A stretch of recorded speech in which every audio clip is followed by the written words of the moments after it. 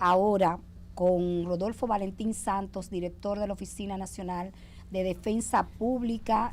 Vamos a hacer una evaluación de lo que ha sido el año 2022 para esta institución que tiene categoría constitucional, que es independiente, que viene haciendo muchas cosas con poco.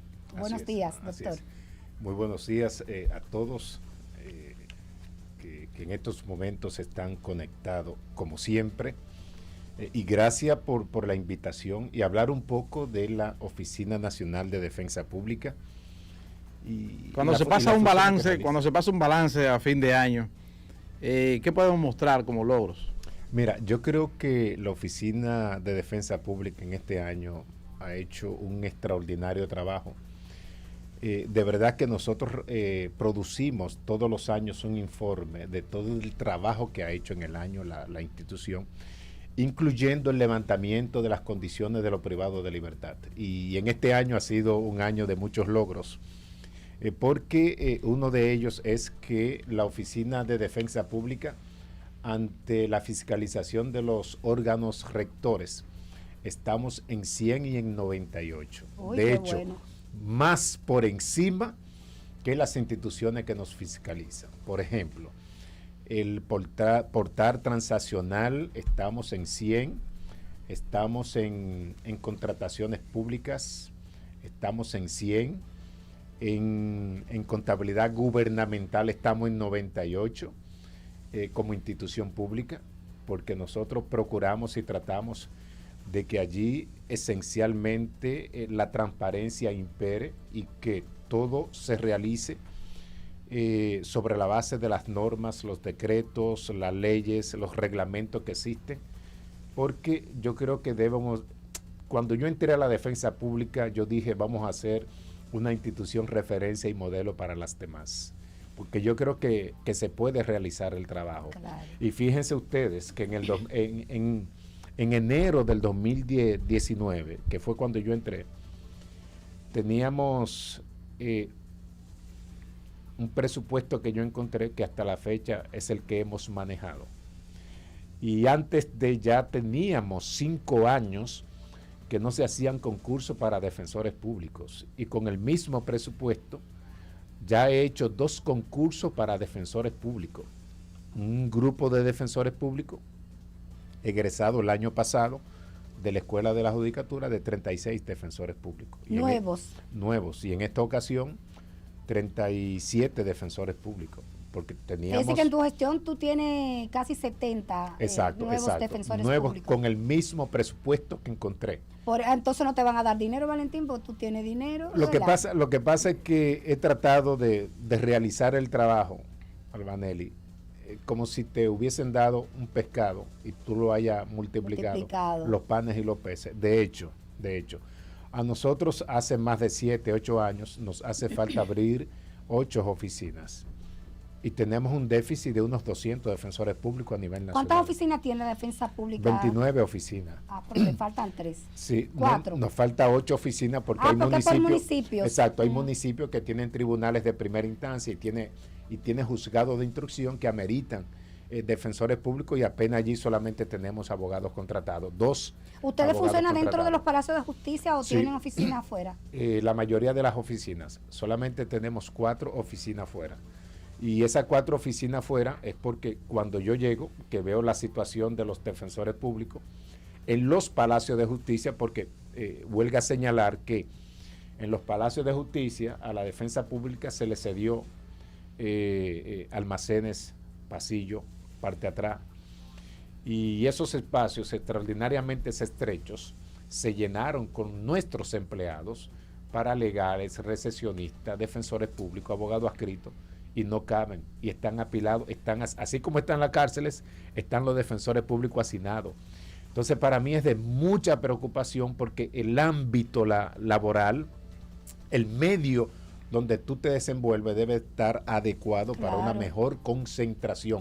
Y ya hemos sacado 4 oficinas que pagamos renta de locales fuera del Palacio de Justicia. Y de hecho, por primera vez pudimos obtener un inmueble en el Palacio, frente al Palacio de Justicia de San José de Ocoa.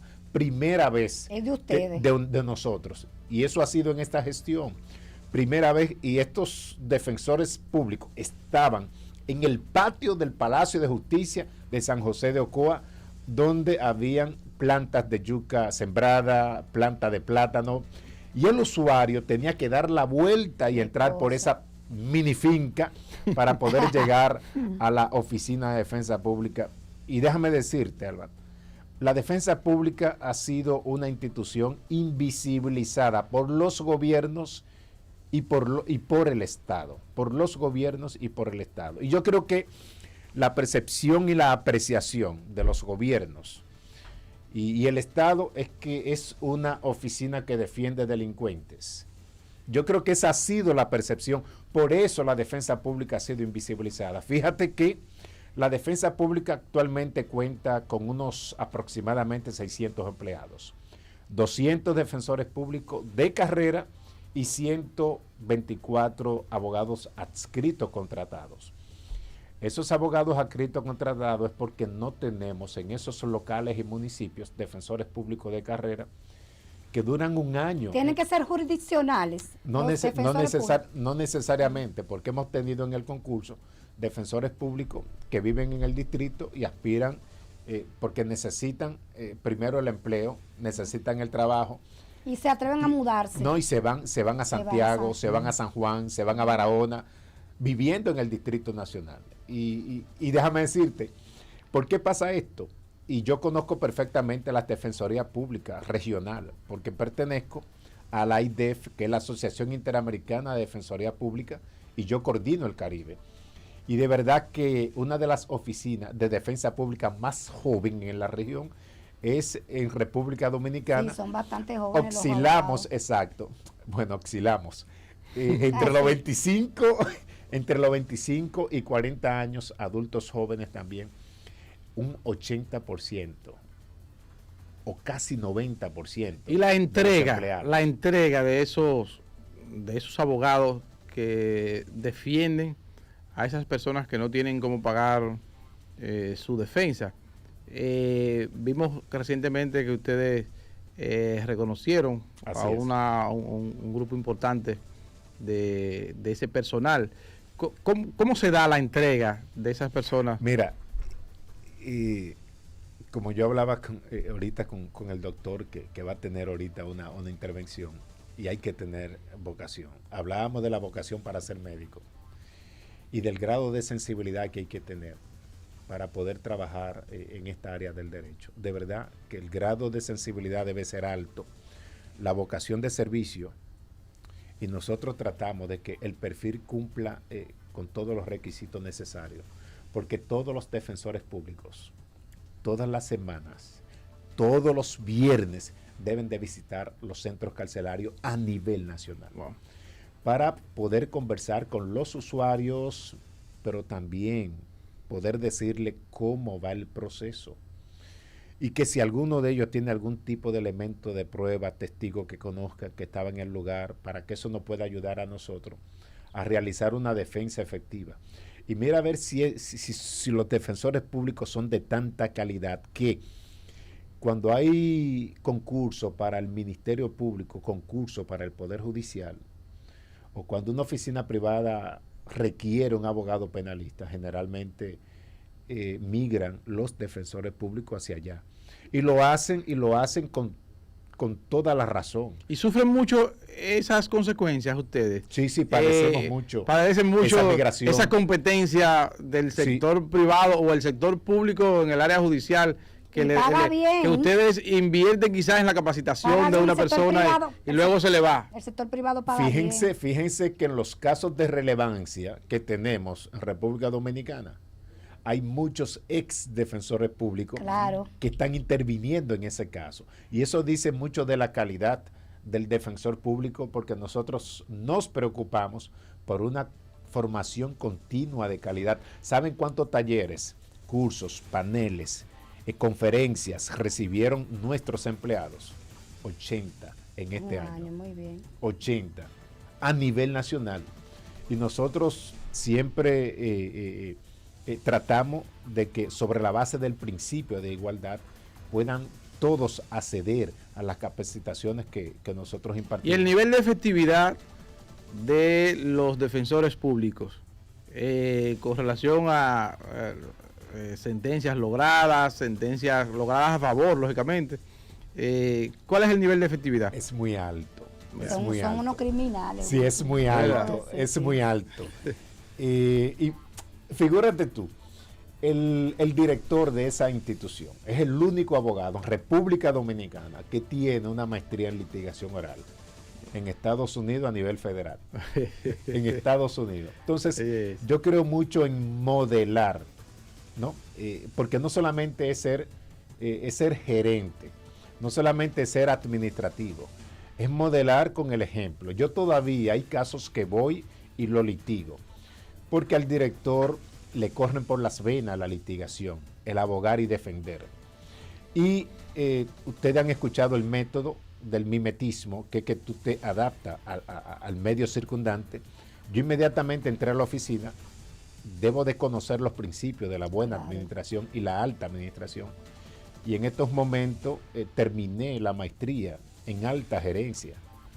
Fíjate que no tiene que ver nada con derecho. Sí, pero tú estás administrando. Pero estoy administrando, estoy gerenciando. Exacto. Entonces, esos principios debo yo de conocerlo para conducir una institución que tiene aspecto importante administrativo y financiero y debo de velar por mantener esa transparencia y la buena administración. ¿En qué fase del proceso entra un defensor público?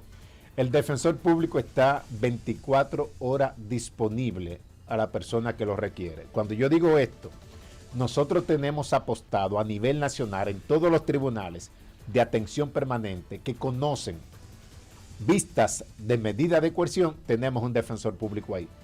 Si alguien, son permanentes como los juzgados. Permanente, ¿no? Exacto, permanente. Donde hay un juez hay un defensor público, claro, en el ámbito penal. Donde hay un ministerio público fiscal, hay un defensor público. Y fíjate que la Oficina Nacional de Defensa Pública, a pesar de tener 600 empleados, Fiscalía tiene aproximadamente 7,000 y el Poder Judicial unos 8,000 empleados. La Defensa Pública apenas tiene 600 empleados y somos un clavito en el zapato para el sistema de justicia. ¿Y cuántos sometidos? ¿Cómo terminan las cárceles del país el 2022? Presos preventivos. Mira, nos mantenemos. Fíjate que estamos terminando el levantamiento y las condiciones de los privados de libertad de este año. Ni enfermos. Fíjate, confianzas. Bueno, como el arroz macho, entresacado dentro de las cárceles. Todavía mantenemos, lamentablemente, las mismas condiciones que la presentación del informe que hicimos del año pasado. Todavía se mantiene. Todavía se mantiene la imposición de prisión preventiva en una tasa muy alta, muy alta. Todavía tenemos privados de libertad, adultos mayores enfermos con enfermedades terminales. Tenemos, la defensa pública tiene 554 enajenados mentales que le da asistencia. Enajenados mentales, privados de libertad. Y el sistema tiene aproximadamente 800 enajenados mentales privados de libertad. Y nosotros, esa cifra se la pasamos a la Procuraduría General, al Poder Judicial, al Ministerio de Salud Pública, al Defensor del Pueblo, porque nosotros somos de medio en ese sentido. Y nosotros presentamos denuncia en ese sentido. Señores, sin medicamentos, sin tratamientos, no hay médicos, no hay psicólogos para tratar a esos seres humanos. Que el Código Procesal Penal establece que ameritan ellos una medida de seguridad, no un proceso penal, porque un enajenado no entiende de la acusación y tampoco responde por lo que hace, precisamente por no estar en su estado o raciocinio acorde con la realidad. Entonces, ¿cómo usted va a tener privados de libertad, enajenados mentales en unas cárceles? ¿Y sabe cuál es la respuesta? Del sistema, del Estado, del Ministerio de Salud Pública, que no tienen dónde llevarlo. ¿Dónde llevarlo? ¿Dónde llevarlo? no tienen dónde llevarlo. Bueno, y el mejor lugar, y el mejor lugar no es la cárcel para esos seres humanos. Hemos perdido la sensibilidad respecto a las personas. Hemos perdido la sensibilidad. Bueno, en estos días ha habido un tema con los enajenados mentales que pululan y andan en las calles. ¿Cómo es posible que el ministro de Salud Pública diga que hay que pedirle permiso a los familiares para poder hacer algo con ellos? Es perdóneme, ministro, señor ministro, perdóneme, pero es una idea absurda. Porque primero, un enajenado mental no le va a decir a usted dónde vive, pero mucho menos dónde está la familia, pero mucho menos le va a proveer un número de teléfono o de celular. El Estado es responsable de cuidar la salud mental de sus ciudadanos. El Estado es responsable de los daños que puedan causar una persona enajenada mental que esté andando en la calle y le haga un daño a otro. Ni siquiera, ¿qué pasó? Como dice la directora del Departamento de Salud Mental, tiene que conocer de derecho las responsabilidades del Estado. Porque si usted no ubica, si usted no identifica quién es el familiar de esa persona, y esa persona enajenada mental, con alguna patología, comete un daño, y los familiares no son ubicados para resarcir ese daño y ese perjuicio, el único responsable es el Estado. Usted como Estado, usted como ministro de Salud Pública, el Ministerio de Salud Pública no puede desentenderse de la responsabilidad que tiene a través de la ley de atender esos casos, en sentido general. Y en los últimos, claro, no es nuestro tema, pero en los últimos días, en los últimos meses, ustedes han visto la cantidad de personas en la calle. Es como si el hospital psiquiátrico Padre Villini, localizado en el 28, hayan abierto las puertas. Sí, fue lo que pasó. Abrieron las puertas de noche, no nos dimos cuenta. Fue lo que pasó. Y es la forma en que el Estado está resolviendo estos temas. Es totalmente inadmisible. Y yo pregunto, ese joven que murió en ese túnel pudo haberse evitado. Hay más de 300 enajenados mentales en las calles. Pero es una locura. De manera extraoficial. Vean el reporte especial de Yulisa. Pero peor todavía, interesantísimo, pero peor todavía, ya habían denuncias. Claro, recurrentes. Denuncias de que personas se dedicaban a tirar piedras hacia abajo en ese túnel, hasta que murió una persona, hasta que murió este joven. Y eso no nos duele a nosotros. No nos duele a nosotros. ¿Qué tan insensible nos hemos hecho nosotros los dominicanos? ¿Qué tan insensible? Doctor, bueno, Alexis está haciendo señas, sí. Pero me gustaría saber cómo lidia la defensa pública con el tema de la delincuencia común, que ahora mismo está... tenemos una situación de inseguridad. Es alta, muy alta. Entonces, ¿cómo lidia con estos casos de delincuencia común? Mira, la Oficina de Defensa Pública, con su equipo de trabajo, lleva el 70% de los casos a nivel nacional, en el ámbito penal, y el 95% de los casos de niños, niñas y adolescentes. Nosotros tenemos un brazo social, porque no solamente defender, porque nos han estigmatizado que nosotros solamente defendemos delincuentes. No defendemos delincuentes, defendemos personas en conflicto con la ley. Alguna gente dirá, pero así se oye más bonito, pero son delincuentes. Sí, pero no todo el que comete un hecho es un delincuente. Hay situaciones, por ejemplo, en que dos personas se enfrascan en un problema de agresión. Puede ser en una discoteca, puede ser en un choque de vehículo, puede ser en un tema de tránsito. Y yo pregunto, ¿eran delincuentes? No. Se vieron en una situación y uno fue más agresivo que otro y se cometió ahí un homicidio, una agresión, una herida. Entonces no necesariamente es un delincuente. Como utilizamos, ¿no?, de manera despectiva el término, no necesariamente. O una persona, por ejemplo, también, porque el Código Penal da tratamiento que eximen a una persona que haya cometido un hecho del hecho, por ejemplo, la legítima defensa o la excusa legal de la provocación, por ejemplo. Entonces, no todo el que está dentro de una cárcel es un delincuente, pero así lo estigmatizan. ¿Tú sabes qué está pasando en República Dominicana y en la sociedad dominicana? Y esto se evidencia cuando vemos que aproximadamente el 70% de los privados de libertad son preventivos. Aproximadamente el 70%.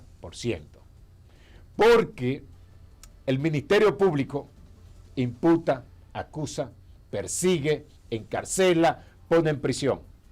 La sociedad quiere sangre, quiere venganza. La sociedad, el morbo lo lleva a que lo crucifiquen, a que lo ahorquen, ansía la pena de muerte y la cadena perpetua. Y tenemos un grupo de jueces con más miedo que vergüenza que creen que son el control de la criminalidad. Entonces, con ese trípode y esa presión, ese señor en conflicto con la ley penal, al único que tiene es un defensor público que vela por él, aboga por él. Y para que haya un Estado social y de derecho, necesariamente ante ese poder represivo del Estado o ante ese leviatán o ante ese trípode que quiere controlar la criminalidad de esa manera, imponiendo prisión preventiva, entonces el defensor público debe de tener una coraza de hierro para defender a esa persona. Sea inocente o sea culpable, está sujeto a que se le respete el debido proceso, las garantías constitucionales que están en la Constitución de la República y que el defensor público no solo inventa. Bueno. Y para que haya ese equilibrio, debe de haber una institución que vele ante cualquier tipo de abuso que cometan las autoridades. ¿Cómo nosotros vemos la delincuencia? Lamentablemente el Estado no tiene un proyecto, no tiene un plan. El Estado no tiene, ahora mismo, no se evidencia la capacidad para prevenir la delincuencia progresiva que estamos padeciendo nosotros los dominicanos, y la única manera, el único objetivo, lo único que tiene el Estado a través de ese trípode que yo he mencionado es imponer la prisión preventiva, y estamos errados en ese sentido. Ustedes saben por qué. La defensa pública, el índice más alto que tiene de los tipos penales o calificación jurídica o hechos, para que la radioaudiencia me entienda, es robo. Tenemos un 30% del 70% que nosotros conocemos que son robos, robo simple y robo agravado. Bueno, vamos a tener que invitarte nuevamente. Eso siempre hay mucho de qué hablar, Valentín. Sí, y quería terminar esta idea. Es un 30%, y el 30% de los privados de libertad están por robo simple y robo agravado. Y yo pregunto, ¿quiénes sustraen? ¿Quiénes roban? ¿Quiénes asaltan? ¿Son más los que están fuera o los que están dentro?